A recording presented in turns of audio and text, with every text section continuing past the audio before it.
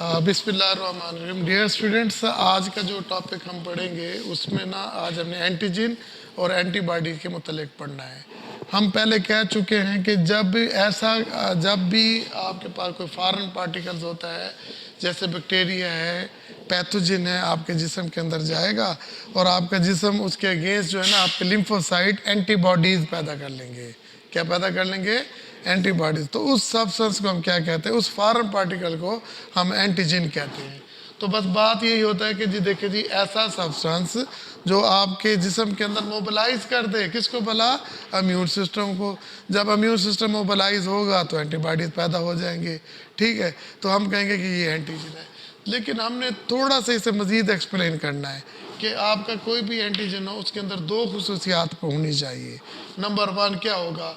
वो आपके produce immune response produce करेगा। ओके, तो दो होना चाहिए। नंबर वन, ये इम्यूनोजेनिसिटी होनी चाहिए कि उसके अंदर ये एक उसकी प्रॉपर्टी होनी चाहिए कि वो इम्यून सिस्टम को एक्टिवेट कर दे। क्या कर दे?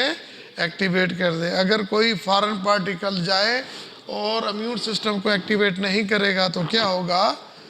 आपको उसे हम एंटीजन नहीं बोलेंगे। ठीक है। दूसरा, उसकी ये होनी चाहिए कि कोई भी एंटीजन के सामने अगर एंटीबॉडीज का रहा तो उसके दरमियान रिएक्शन होना चाहिए। एंटीजन तो उसे भी हम एंटीजन कहेंगे। अगर हम एंटीबॉडीज करीब लेके आए और सब्सटेंस कोई रिएक्शन ना शो करे तो वो एंटीजन नहीं होगा। तो एंटीजन के, ठीक है बेटा, ये एंटीजन के मुतालिक हमने बता दिया।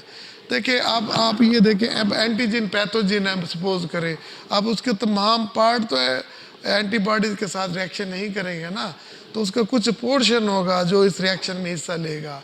तो उस पोर्शन को, उस रीजन को, उस एरिया को हम बोलते हैं एंटीजन डिटरमिनेंट्स बोलते हैं। क्या बोलते हैं? एंटीजन डिटरमिनेंट्स बोलते हैं।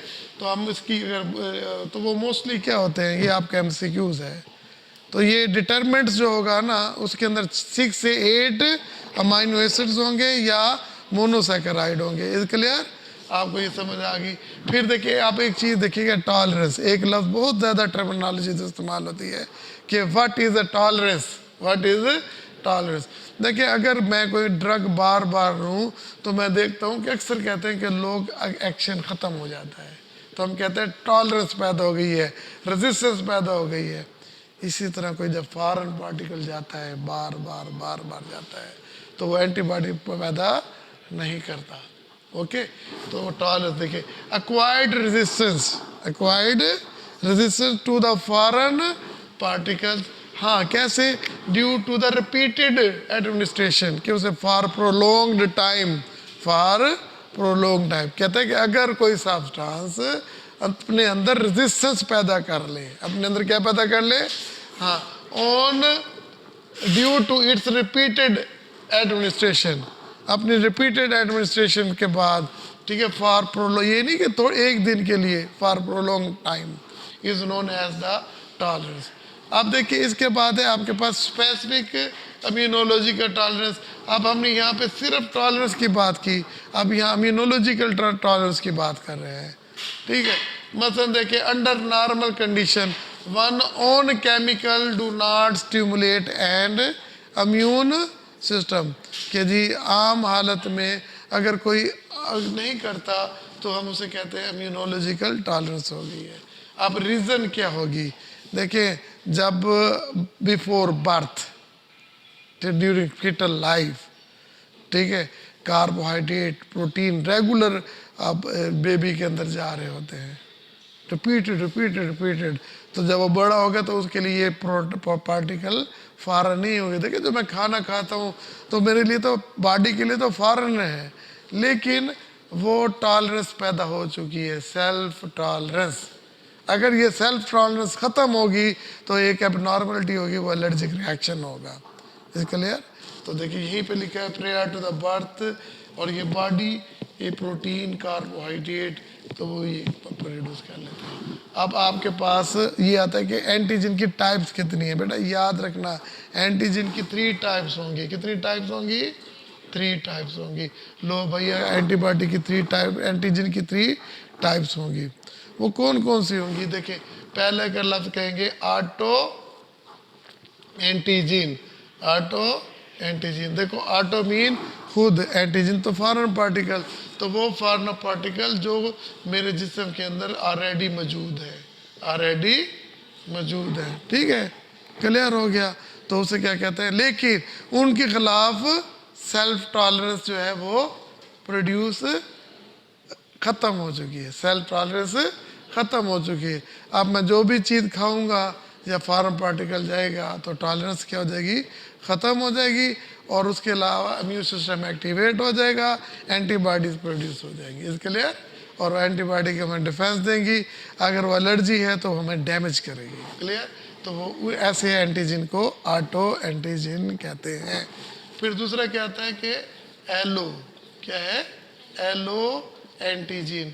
लो भैया एलो एंटीजन क्या होंगे, देखिए कुछ मतलब आपका ब्लड ग्रुप ए है, आपका ओ है और मेरा भी ओ है, तो इसका मतलब मेरे अंदर एंटीजन ए मौजूद नहीं है।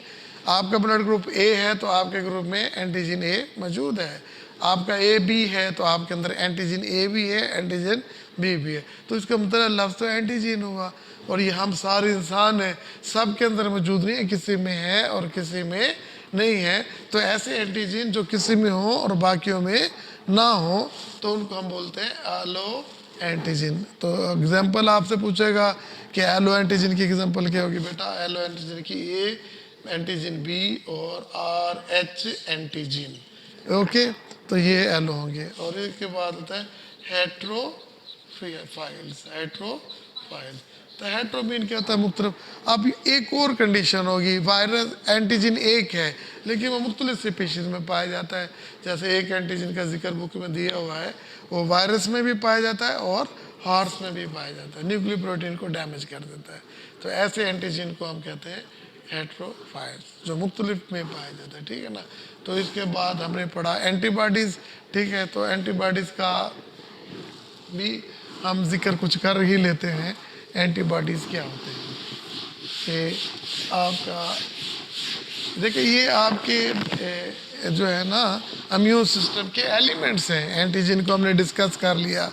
जब भी आपको एंटीजन का जिक्र होगा, आपने एंटीजन की डेफिनेशन लिखनी है, एंटीजन की प्रॉपर्टीज़ लिखनी है, और एंटीजन के आगे क्या लिखना है, उसकी टाइप्स लिखनी है। इसके लिए अब अगर हम कहना चाहें कि व्हाट आर एंटीबॉडीज़, हम कहते चले हैं कि जी फॉरेन पार्टिकल एंटीजन जैसे जिसम में दाखिल होगा तो वहाँ पे एंटीबॉडीज़ प्रोड्यूस होंगी।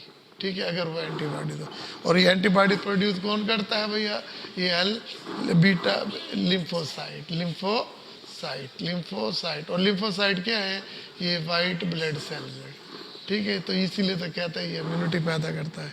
ओके, तो ये देखिए, फिर इसका मतलब क्या, एंटीबॉडीज़ क्या होंगी, they are proteins, they are, ये प्रोटीन होंगी। कौन सी प्रोटीन होंगी, ग्लोब्यूलिन्स। तो इसलिए हम जहाँ भी IgG लिखा होगा, IG लिखा होगा, इसका मतलब क्या होगा, अम्यूनोग्लोबिन। तो बेसिकली अम्यूनोग्लोबिन क्या होते हैं, एंटीबॉडीज ही होती हैं। ओके, तो ये कैसे प्रोड्यूस होते हैं, in response to antigen, in response to antigen. अब सवाल पैदा होता है कि जी एंटीबॉडीज़ की भी क्या कुछ किस्में होती हैं।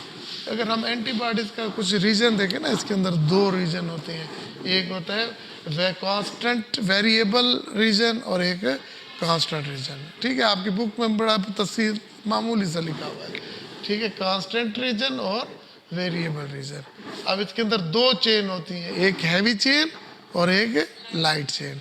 देखिए, ये जो बाहर वाली लिखी है ये लाइट चेन, अंदर वाली हैवी चेन। ठीक है, तो ऐसे एंटीबॉडी को जिनका सेम हो, जो कांस्टेंट रीजन क्या हो, सेम हो, तो उसे कहते हैं मोनोक्लोनियल एंटीबॉडीज, मोनोक्लोनल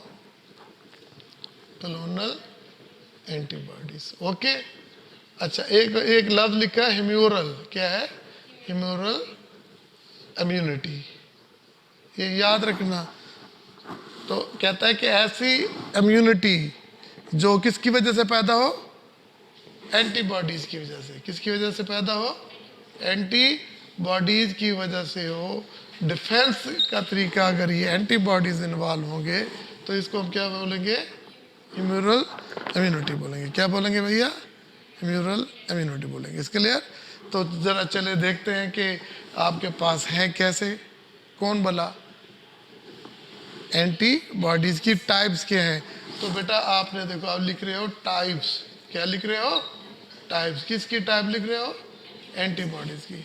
तो मैं बोलता हूँ एंटीबॉडीज़ को याद रखने के लिए एक लफ्ज़ याद रख लो, गेम्ड। क्या है, गेम्ड, गेम्ड। ओके, लिख दिया गेम्ड। जी से क्या होगा, लिखी जाओ, आई जी, आई जी, ठीक है, आई जी, आई जी और आई जी, आई जी लिख लो, आई जी, जी, आई जी, ए, आई जी, एम, आई जी, ई और आई जी, डी। क्लियर।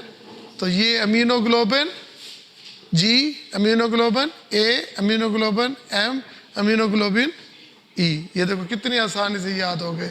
तो चले थोड़ा सा देख लेते हैं कि इनकी डिटेल्स क्या है। बस इसमें विद इन 2 मिनट आप देखिए, सबसे पहले तो लिखे ना ये गेम है, ठीक है ना, GAMED, ठीक है, क्लियर। तो हम इसके मतलब लिखते हैं कि IgD, इसके मतलब बेटा आपने कहना है कि इसका फंक्शन, इसका फंक्शन, इसका स्ट्रक्चर ये अनक्लियर है। ये क्या है, अनक्लियर है। और किसके साथ पाया जाता है, IgM के साथ पाया जाता है। ओके, अच्छा ये फिर देखिए, ये IgE का जिक्र करते हैं। तो ये mostly appear in allergic condition. किस में होता है, एलर्जिक, जहाँ भी एलर्जिक होगी ना तो उसके ब्लड में जो एंटीबायोटिक होगा वो क्या होगा, IgE होगा। ओके, तो एलर्जिक हो गया। चलो भैया ये लिखते हैं ये M, IgM। तो इसके मतलब लिखने के भाईजान, ये वो सबसे ज़्यादा, सबसे पहले प्रोड्यूस होता है। जैसे आपका इम्यून सिस्टम एक्टिवेट होता है, जो सबसे पहले अमीनोग्लोबिन पैदा होगा वो क्या होगा, अब बैठ जाए, अमीनोग्लोबिन IgM होगा। वो क्या होगा, IgM होगा। क्लियर, IgM सबसे पहले प्रोड्यूस होगा। ओके, कॉमनली यही होता है। ओके, समझ आ गई ना। तो फिर इसके बाद लिखना है कि IgA। तो इसके लिए दो ही बातें लिखनी है, ये दो टाइप्स का होता है। एक पाया जाता है सीरम में, किस में पाया जाता है, सीरम में, और दूसरा पाया जाता है किस में, कि सिक्रीशन में। किस में पाया जाता है, सिक्रीशन। सिक्रीशन से क्या मुराद होगी आपकी, टीयर्स, सलाइवा और GIT और रेस्पिरेटरी ट्रैक के सिक्रीशंस होंगी। ओके, तो आप कहेंगे भाई क्या ज़रूरत है, आपकी आंखों में अभी कोई अगर जर्म्स चला जाए, एंटीजन चला जाए, तो दैट शुड बी एरेडिकेटेड। तो उन सिक्रीशन में ये जो होगा ना एंटीबायोटिक, वो क्या होगा, IgA होगा, IgA होगा। क्लियर। और इसका काम क्या होगा, उसको प्रोटेक्ट करना। तो ये IgA ही होगा जो आपका GIT ट्रैक, आपका GS की इम्यून सिस्टम इम्यूनिटी पैदा करेंगे, ये इसकी प्रोटेक्शन देगा। तो आपको MCQs आ जाए तो आप फ़ौरन लिख सकते हैं कि भाईजान टीयर्स में कौन सा एंटीबायोटिक होगा, आप कहेंगे ये होगा, IG होगा। क्लियर। अब हमारे पास सिर्फ रह गया है कि IgG। आई थिंक ये 24 और 48 आवर में प्रोड्यूस होता है। जैसे आपका लिम्फोसाइट एक्साइट होता है, सेंसिटाइज होता है, तो 48 आवर के बाद, 22 to 48 आवर के बाद ये क्या होगा, एक्टिवेट करेगा। क्लियर हो गया। तो इस तरह ये आपका पूरा एंटीबॉडीज का हमने जिक्र कर लिया। फिर ये होता है कि देखिए, अब एंटीजन की डिटेल्स आ गई, एंटीबायोटिक की डिटेल्स आ गई। अब बात तो फिर वही होगी ना कि एंटीजन और एंटीबॉडी आपस में रिएक्शन कैसे करते हैं। तो 3 मेथड आपके बुक में लिखे हैं। एक लिखा है आपने एग्लूटिनेशन, क्या लिखा है, एग्लूटिनेशन, ठीक है। और दूसरा लिखा है प्रेसिपिटेशन, और तीसरा क्या लिखा है, कंपोनेंट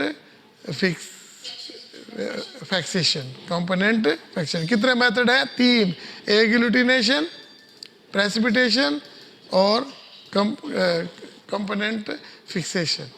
ओके, तो ये हमने इसमें ये बात डिटेल्स में कल पढ़ लेंगे। तो आज के लेक्चर में हमने सिर्फ एंटीजन के मुतल्लिक पढ़ा, एंटीजन की डेफिनेशन पढ़ी और एंटीजन के 3 टाइप्स पढ़े, एंटीजन की 3 टाइप्स पढ़ी, ठीक है। क्लियर हो गया। फिर हमने पढ़ा एंटीबॉडीज़, एंटीबॉडीज़ की हमने तारीफ़ की।